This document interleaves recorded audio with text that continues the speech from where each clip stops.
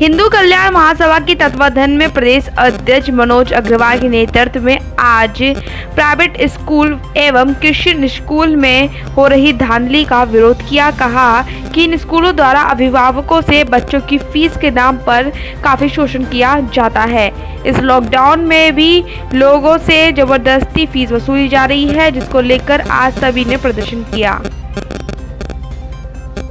ये प्रदर्शन है। आज ये प्रदर्शन केवल हमारे भारत के जो बच्चे हैं, जो बच्चियां हैं, जो हमारे देश का भविष्य है, उसके कारण हमारे सड़कों पर आना पड़ा है। क्योंकि आज कोरोना का महामारी वैश्विक बीमारी है, प्रशासन सारा व्यस्त है, फिर भी हमें सड़कों में उतरना पड़ा है। क्योंकि स्कूल के प्रशासन के द्वारा बच्चों को और अभिभावकों को कहीं ना कहीं शोषण या शोषित किया जा रहा है। आज हमें मजबूरन सड़कों में उतरना पड़ रहा है, क्योंकि जो हमारा बच्चा है, जो हमारी बच्ची है, आज वो देश का भविष्य है। कहीं ना कहीं वो प्रधानमंत्री के रूप में आएंगे, कहीं ना कहीं वो IAS ऑफिसर के रूप में आएंगे, कहीं ना कहीं वो विदेश में अपना नाम करेंगे।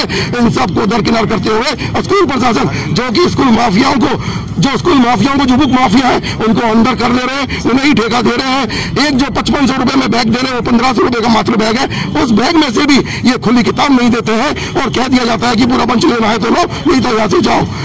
आज जो हमारी मांग है, जो हमारे बच्चे स्कूल में पढ़ते हैं, उन बच्चों के जो गलों में से तागे काट दिए जाते हैं, पूजा के जो आस्था का पूजा हमारा है, वो गले में से, हाथों में से तागे काट दिए जाते हैं, वो बिल्कुल काटा ना जाए। स्कूल फीस जो 3 महीने की बिल्कुल माफ करी जाए और जो बुक्स को बाध्य नहीं करा जाए। स्कूल की जो किताबें हैं, एक शहर के अंदर 20 दुकानों में कम से कम अवेलेबल हो, क्योंकि आज 3 फुट की डिस्टेंसिंग है।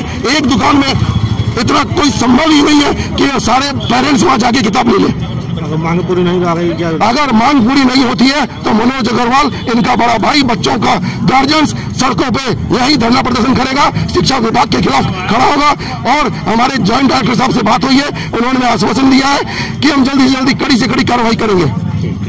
लेटेस्ट खबरों से जुड़े रहने के लिए देखें हमारा YouTube चैनल, करें लाइक, शेयर, सब्सक्राइब।